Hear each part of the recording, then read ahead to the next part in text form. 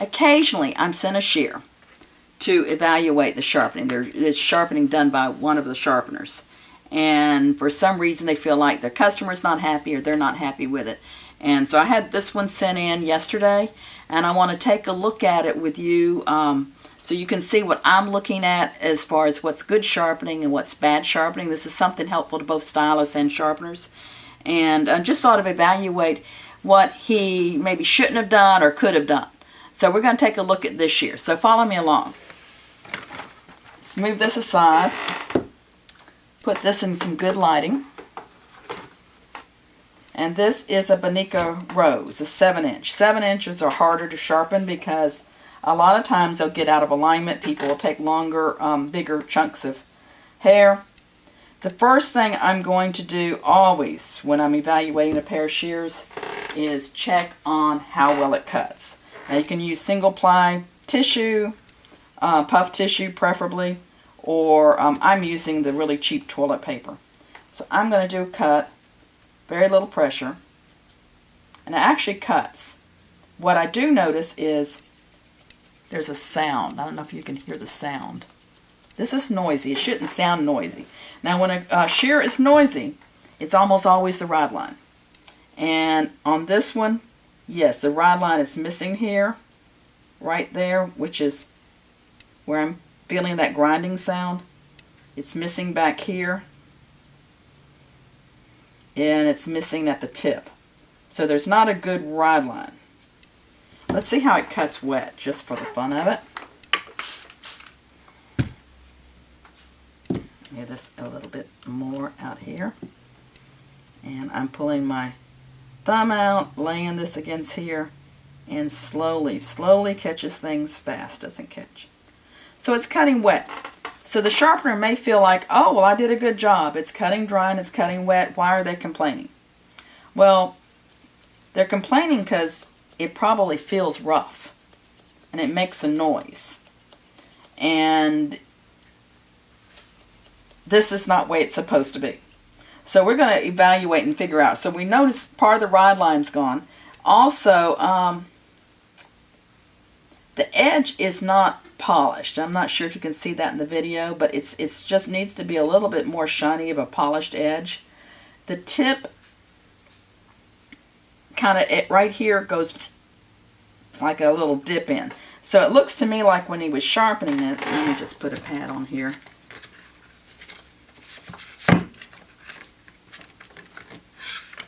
He or she, I won't say who this belongs to. So when he was here, he's lifting up too much. So when he's bringing it out, and part of that's because it's a longer shear, he's not used, maybe he's more comfortable doing a shorter shear. So a longer shear, since it goes beyond the center hole, you've got to work it in sections.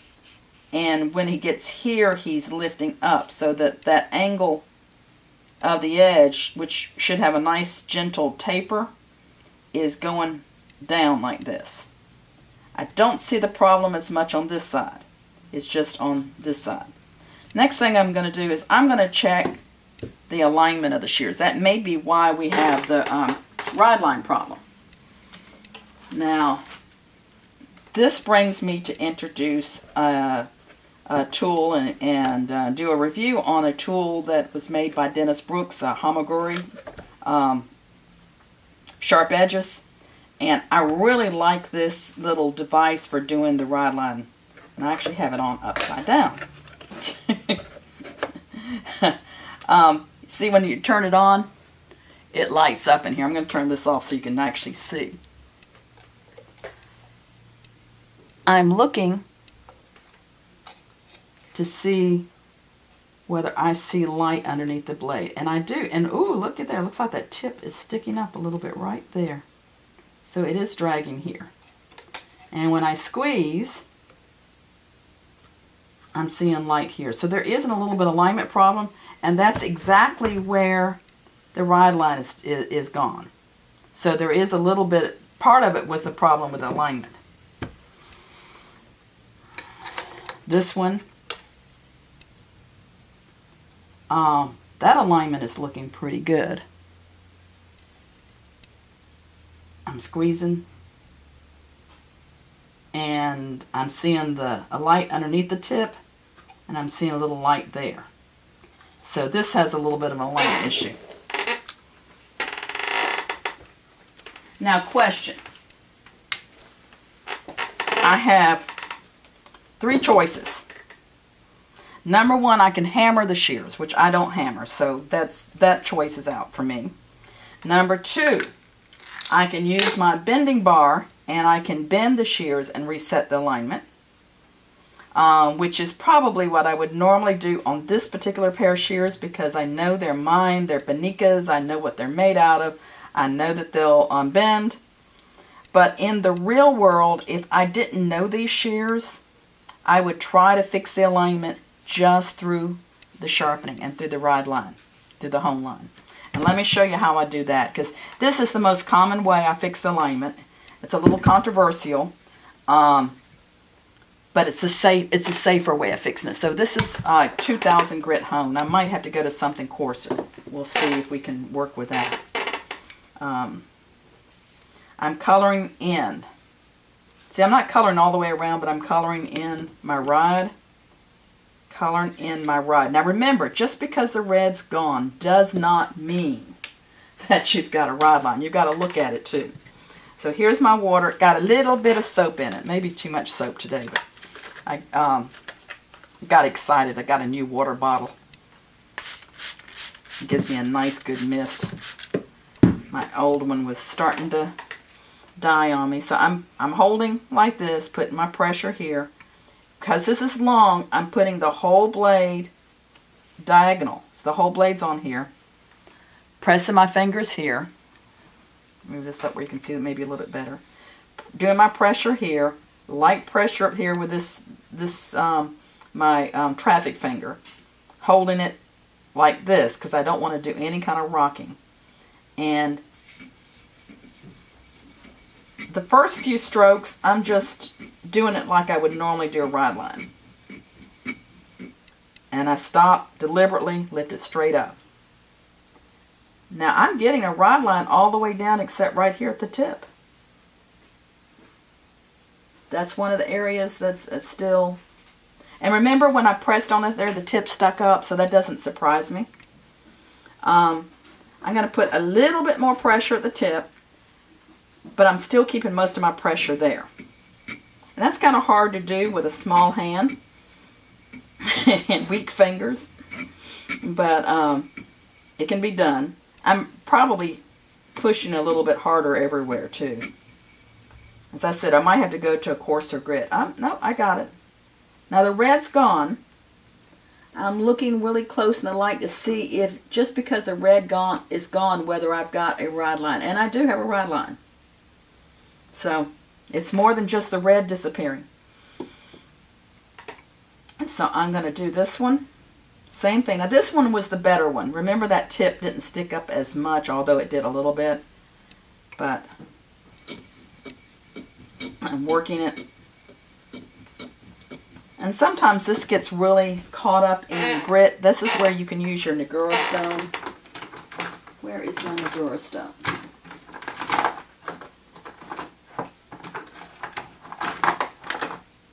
It has walked away. If your Negura stone walks away, you can use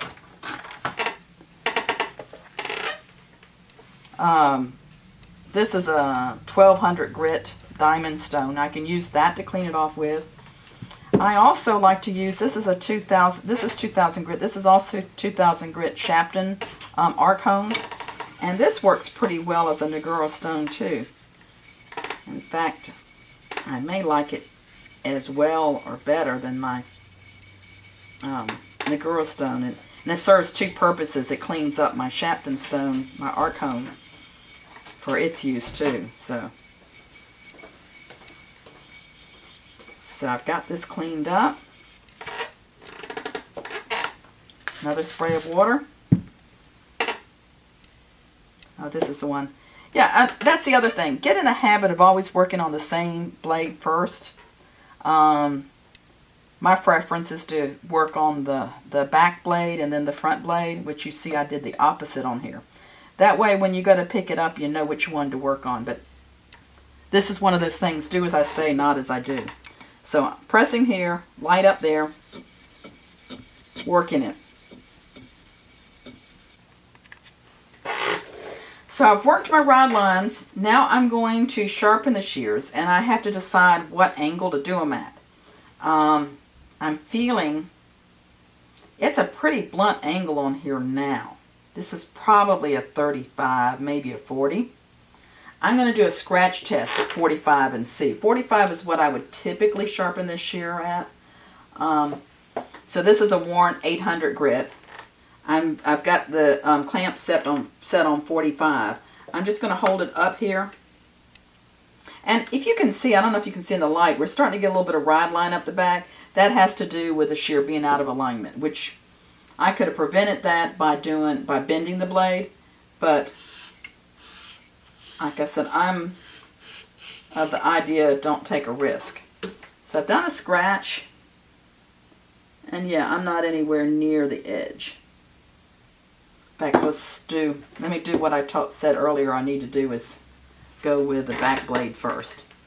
Two of the reasons you go with the back blade is because if you don't do a great job on it, you kind of learn on it, and it's not as noticeable as the front blade. Make sure I've got plenty of red Sharpie to do a scratch. I'm going to scratch it at 40. Let me change my clamp, move it down to 40.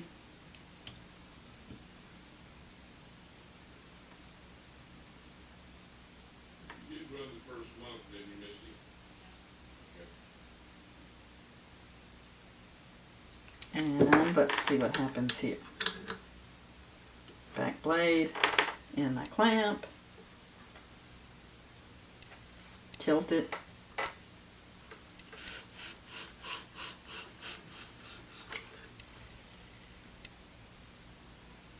Yeah, it looks like he sharpened it at 40. So I can decide whether I want to go up to 45 or keep it at 40. I think this was sold to a barber and he just does straight cutting. And because I know I have an alignment issue a little bit and maybe some other issues, I'm going to stay with the 40 degrees. So it's a little bit difficult to see right here where the blade ends, so I'm going to put a little mark there. I'll do that on both, kind of sloppy, both my shears while I've got it here. And I want to get some of this rough scratches out here a little bit too. It almost looks like a bevel, and that it's dipped a little bit in here. I'm going about 40%. This is the newer Scimech, the HD model. I'm coming in airplane landing, but this time I'm concentrating on this section here because it's such a long blade. I'm coming in here, rolling.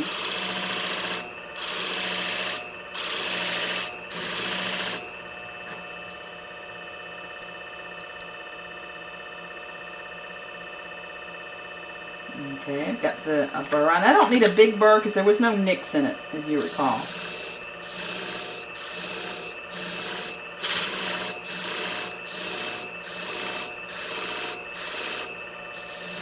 Now when I'm working this area out here, I'm going to slow down. You see how I'm working it like here? I don't want to be doing this.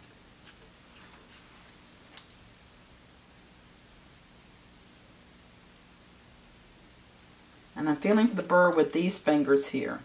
I only need just a teeny tiny burr. If the burr is big enough for me to see, in my opinion, it's usually too big, unless you got deep nicks or something.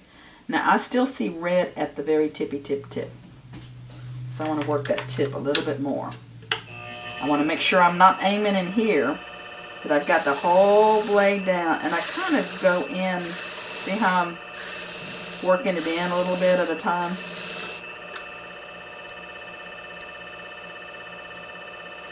That'll do. That'll do. Okay, so now I'm going to go to the other blade. Same procedure. I might want to give a little squirt.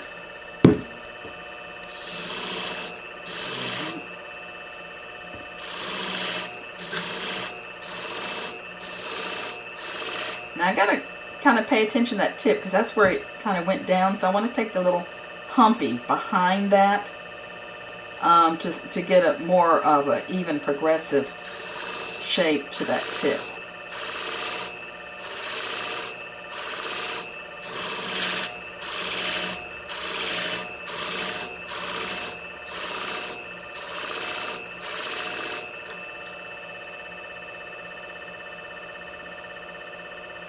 Got to burr all the way down, but a tip is still a problem. Do you see that? I don't know if you can see that in the red there, but so I need to work that tip and try to take that little dip down out. So, and I don't want to add to it, so I want to make sure I'm very much have this as flat as I can and still be working at the tip. I'm actually concentrating on the area just behind that. Just behind where it moves down in order to fix that. And will this change the so-called radius of the blade? Yeah, but it's unavoidable, and it's the best way to fix the shear without removing a huge amount of metal. Still haven't got it. And it comes to a point sometimes that you've got to just maybe we'll have to shorten the blade to get it to work right. I don't know. I'm working a little bit more. I don't want to go to a coarser grit because this 800 grit is pretty coarse, but with it worn down I can usually get a polish without going to a lot of other steps. My blade's getting a little bit warm. That's the advantage of keeping your fingers on it when you sharpen. And I'm doing the whole blade, you see that? Because I want to make sure that I'm getting that nice continuous curve down.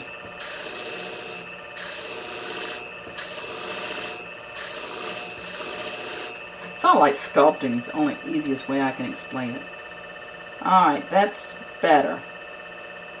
Gotta know when to leave well enough alone. Turn this off. I'm going to bring back my stone.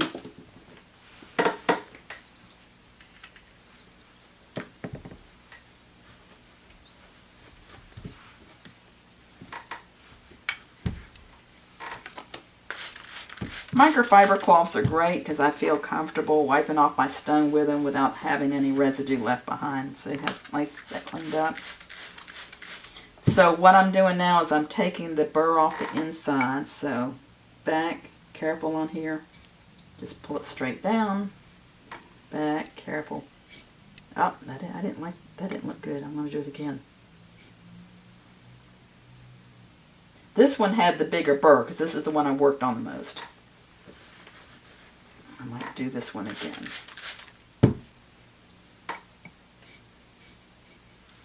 Now, I want to give it an inspection to be sure that I have not removed my rod line in all this sharpening. So I'm going to wipe off my shear and double check. And yes, I've got a nice shiny line all the way down, coming all back here, my backwards J.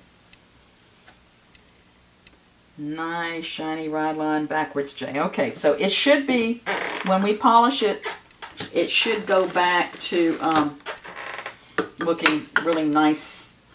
Being really quiet and looking nice and shiny. Now, you see my, I use a felt pad, and this is pretty worn. It's already has the diamond in it. I'm going to add a little bit more polish. And I'm going to go a little bit faster. I'm about ready to bless myself with a new polishing pad, but this, you'll see, will polish it pretty good. Now, I'm going to turn, mine has a knob on it. Some of them you have to have an extra key to it. That moves my angle up a little bit. So instead of 40, I'm probably at about 43, about 44. The more space you put here, the grippier the shears are going to be. The little bit crisper of a cut they're going to feel. Since this is for a barber, I kind of want that. And I'm assuming it's for a barber. I'm not totally sure, but usually a 7-inch shear is for a barber. In this case, I kind of suspect it is. It's good to find out who it's for. Now I'm just doing this rocking motion just like I've been doing. And this purpose of this is to polish the blade, but more than that, it's taking any residual burr off the outside. And I'm looking at it to see how it looks. I can actually take a microfiber cloth or even a Q-tip, run it down here, and see if it snags. I feel a snag right here. So I want to polish a little bit more right in that area. Which kind of totally makes sense. Now you can see in here that my bride line is still skinny. That blade is still out of alignment. But I think this is going to work fine without doing any kind of excessive bending or hammering or anything like that.